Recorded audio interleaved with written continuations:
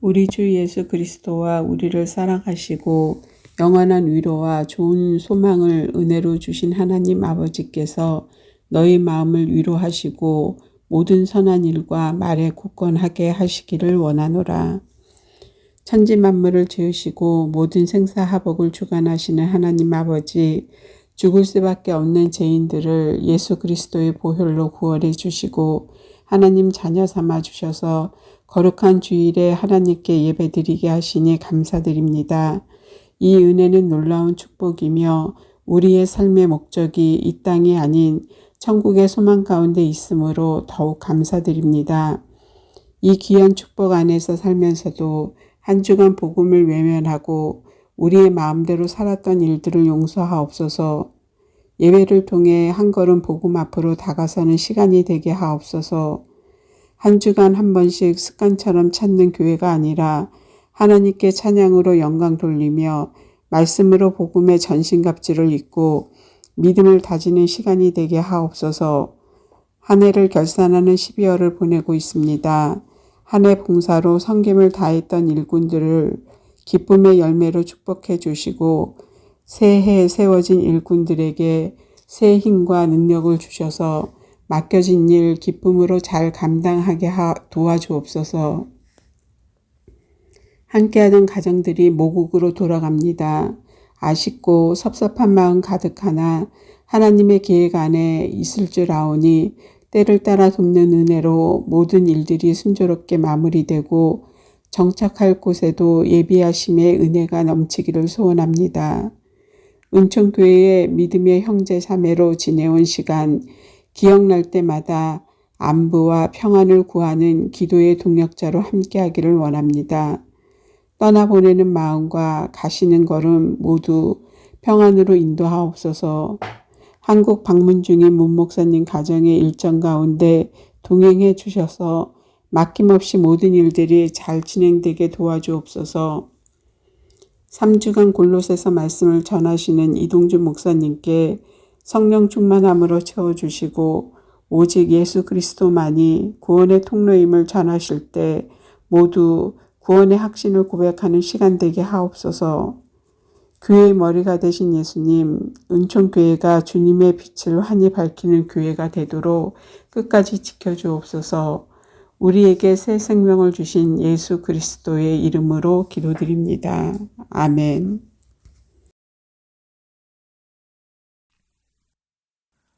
나는 전능하신 아버지 하나님 천지의 창조주를 믿습니다. 나는 그의 유일하신 아들 우리 주 예수 그리스도를 믿습니다. 그는 성령으로 잉태되어 동정녀 마리아에게서 나시고 본디오 빌라도에게 고난을 받아 십자가에 못 박혀 죽으시고 장사된 지 사흘 만에 죽은 자 가운데서 다시 살아나셨으며 하늘에 오르시어 전능하신 아버지 하나님 우편에 앉아 계시다가 거기로부터 살아있는 자와 죽은 자를 심판하러 오십니다. 나는 성령을 믿으며 거룩한 공교회와 성도의 교제와 죄를 용서받는 것과 몸의 부활과 영생을 믿습니다. 아멘.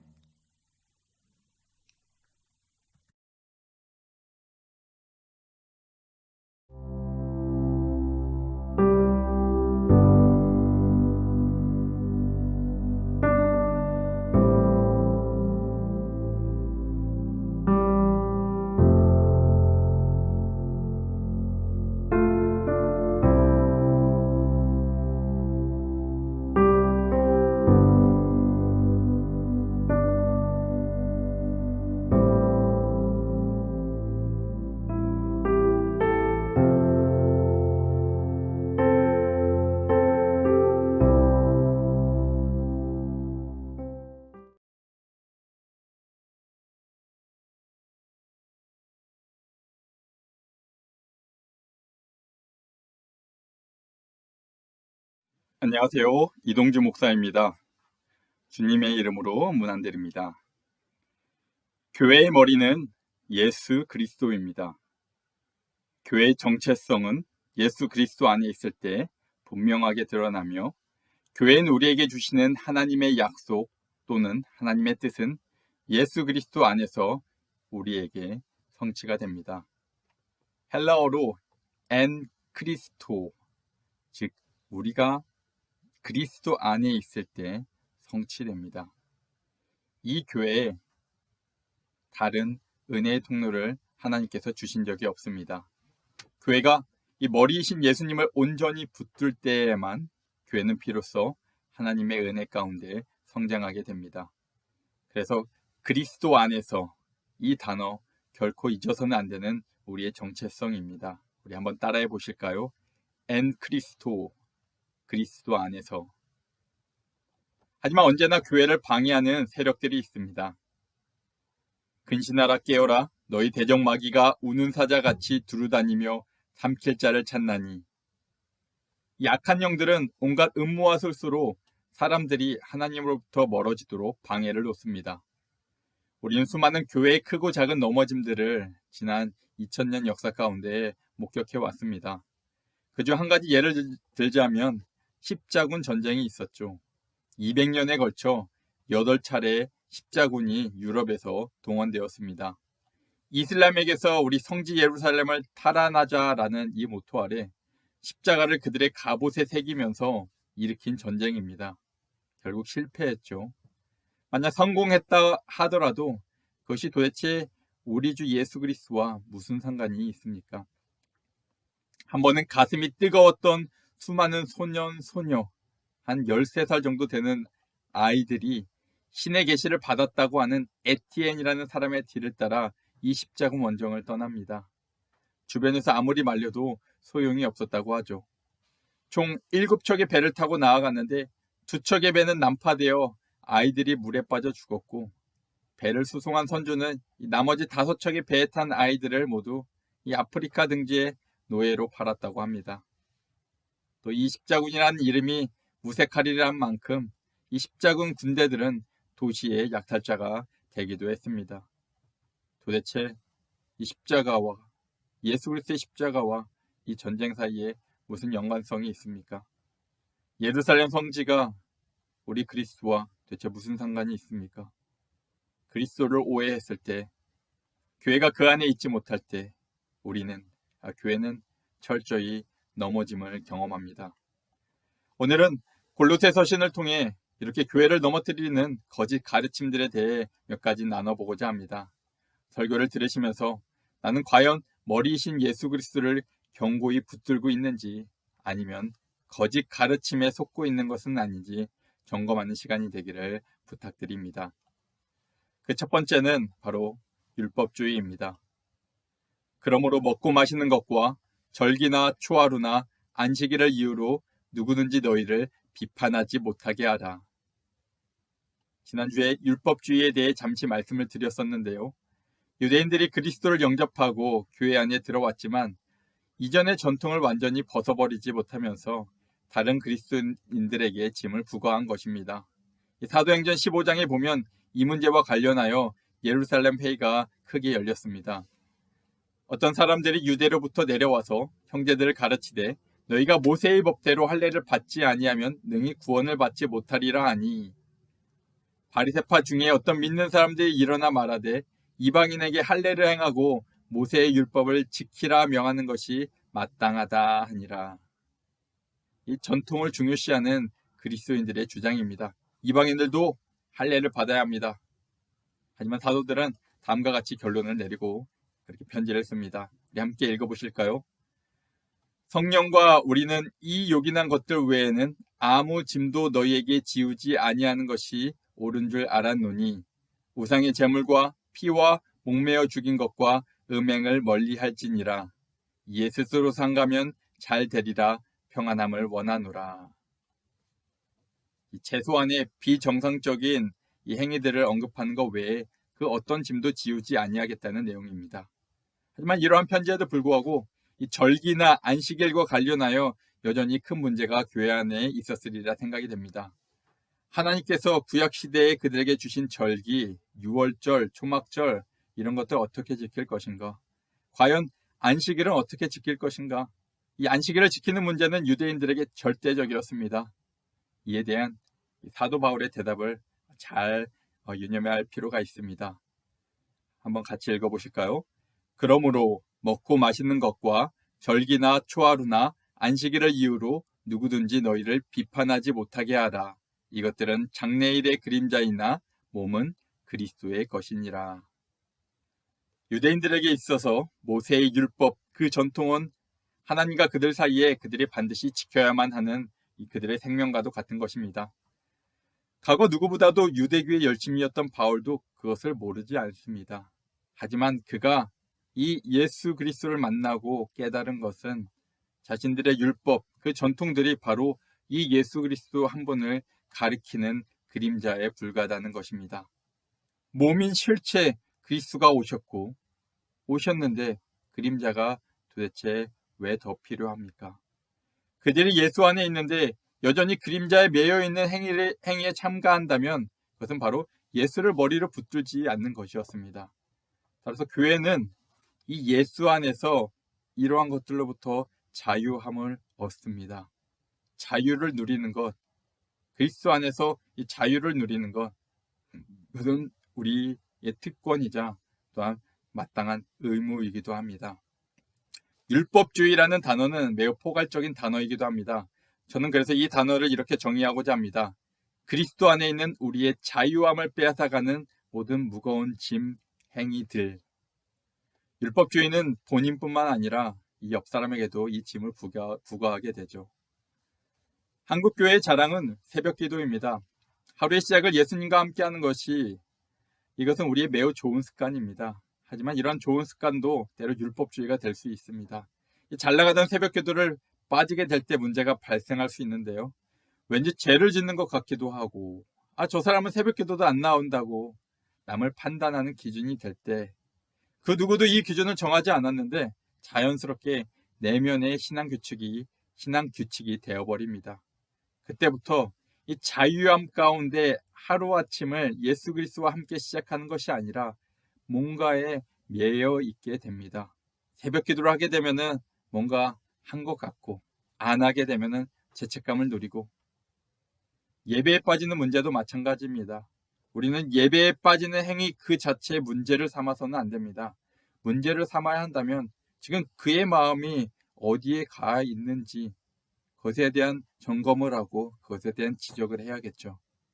반대로 마음은 저 뽕밭에 가 있는데 이 예배에 참석했다고 위안을 얻는 것이 과연 하나님을 기쁘게 하겠습니까?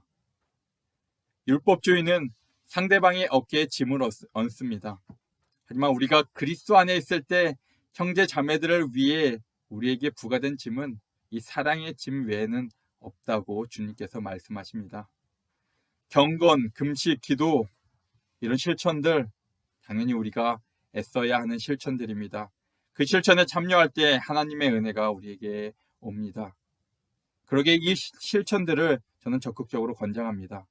하지만 자기도 모르는 사이에 이러한 좋은 습관들이 율법주의로 넘어가지 않도록 경계하십시오. 항상 우리의 생각을 예수 그리스도 안에 있는 그 자유함이 무엇인지 그게 맞추시길 부탁드립니다. 그래서 경건은 좋은 것이지만 경건주의는 나쁩니다. 금욕은 때로 이 게으른 우리에게 필요하지만 금욕주의는 이 예수 그리스도 안에서 그 어떠한 공간도 차지하지 못합니다. 그리스도 안에 있는 자유, 그것이 무엇인지 깊이 묵상하시면서 여러분의 신앙을 한번, 여러분의 마음 상태를 점검하시길 부탁드립니다. 두 번째 거짓 가르침은 천사 숭배와 관련이 있습니다. 아무도 꾸며낸 겸손과 천사 숭배를 이유로 너희를 정죄하지 못하게 하라. 그가 그 본 것에 의지하여 그 육신의 생각을 따라 헛되이 과장하고. 유대 문헌에 의하면 천사들은 권세자들이기도 했습니다.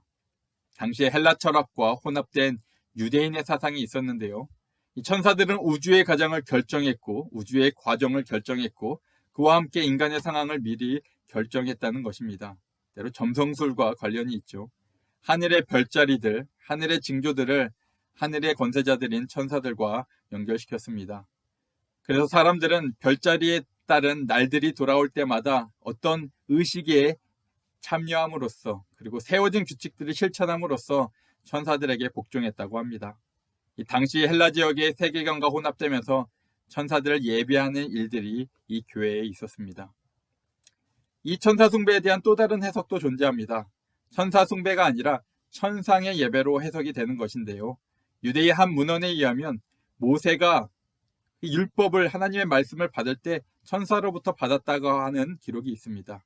또 성경에도 기록되었듯이 다니엘에게 나타나 계시를 전해준 것은 바로 천사였습니다. 즉 천사를 통해 하나님의 계시를 얻을 수 있다는 거짓 가르침들이 있었습니다. 실제로 깊은 기도와 그 깊은 기도 가운데 이 환상으로 나아가기도 하는데요. 하나님을, 그 환상 가운데 하나님을 예배하는 이 천사들의 천상 예배에 참여했다고 말하는 자들이 있었습니다. 실제로 그들이 경험한 것이죠. 이들은 어떤 영적인 충만함 가운데 취해서 다른 형제 자매들의 우위에 서고 자랑을 합니다. 그게 문제죠. 기도 가운데 영안이 열리면서 때로 우리는 3차원 세계를 넘기도 하는데요. 사도 바울도 그러한 경험이 있었다고 고린도 후서에서 고백을 합니다. 하지만 그것이 결코 자랑할 것이 안 된다고, 결코 자랑할 것이 못 된다고 못을 받고 있는데요. 우리는 지금도 이런 영적인 엘리트들이라고 하는 자들을 주변에서 만나게 됩니다. 기도를 많이 하는 가운데 특별한 경험을 하게 되는 이들이죠. 인간은 그러한 초자연적인 일들에 대해 매우 신기해하며 또 알지 못한 경외함을 갖기도 합니다. 그래서 누군가 계시를 받았다고 하면 마치 그를 신령한 사람, 하나님의 사람으로 대하는 경향이 있습니다. 부끄러운 일이지만 한국에도 많은 목회자들이 그러한 이유로 이 성도들의 우위에 서려고 합니다.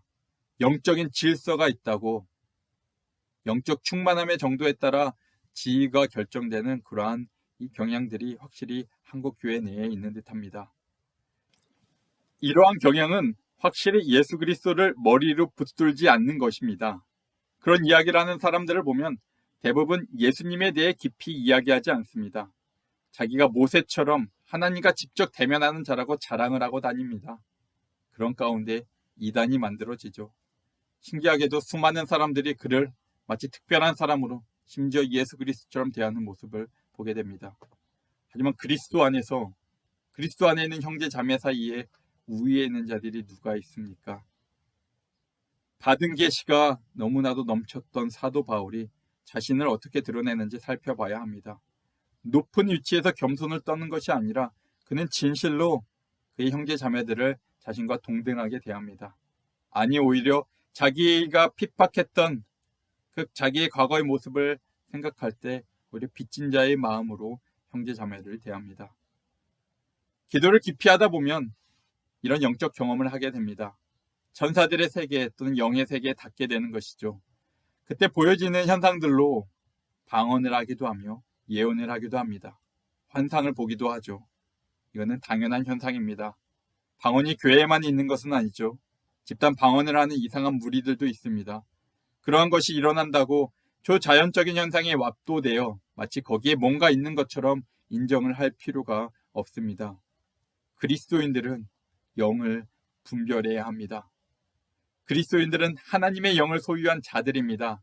하나님의 영에 깊이 잠겨들 때 방언, 예언, 환상 이런 것들이 나타납니다. 하지만 그러한 것들을 마치 특별한 계시로 생각하는 것은 우리가 이러한 일들에 대해 무지하기 때문에 발생합니다. 바울은 경고하죠. 그가 본 것에 의지하여 그 육신의 생각을 따라 헛되이 과장하고, 방언을 할 때, 예언을 할 때 그러한 것들은 유익이 있습니다. 그래서 바울도 권면을 하죠. 하지만 지나치게 그것을 우리에게 이미 주어진 계시의 주인공이신 예수 그리스도보다 더욱 중요하게 여겨서는 안 됩니다. 이미 우리는 하나님의 충만을 그리스도 안에서 소유한 자들입니다. 여러분 자체가 이 말씀 안에서, 하나님의 언약 안에서 성취된 계시임을 믿으셔야 합니다. 그 안에는 신성의 모든 충만이 육체로 거하시고 너희도 그 안에서 충만하여졌으니 여러분 안에 이미 하나님의 모든 충만함이 거하고 있다고 말합니다. 오직 우리가 구해야 할 충만은 우리에게 이미 주어진 하나님의 영, 성령으로 충만해지는 것입니다.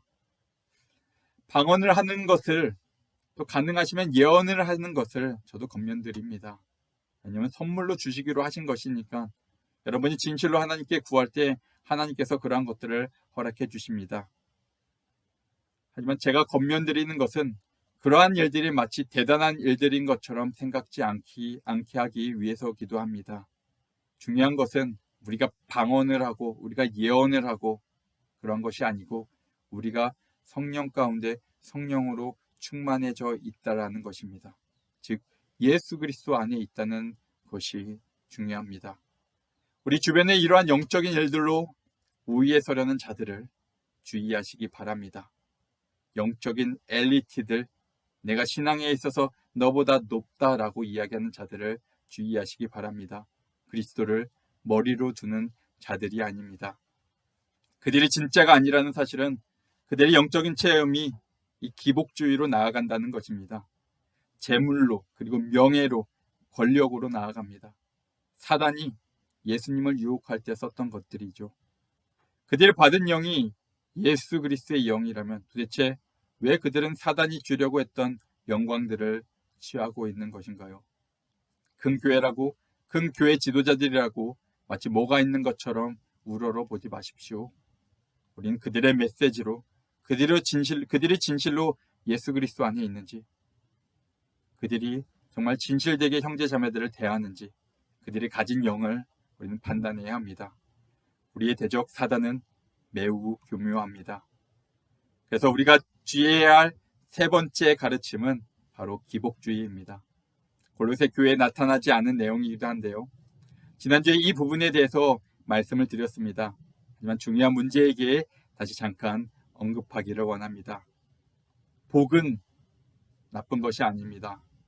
전도서에서도 이 복에 대해서, 하나님은 우리에게 주신 복에 대해서도 다루고 있죠. 복은 하나님께서 우리에게 주신 선물이고 언약입니다. 복을 누리고 싶어하는 마음은 또 사람들의 매우 근원적인 본성이기도 합니다. 하나님께서 진실로 각 사람에게 주시고자 하는 것이기도 하죠. 그래서 이스라엘 백성들을 향한 하나님의 언약의 약속은 이 땅에서의 복을 포함하는 것입니다.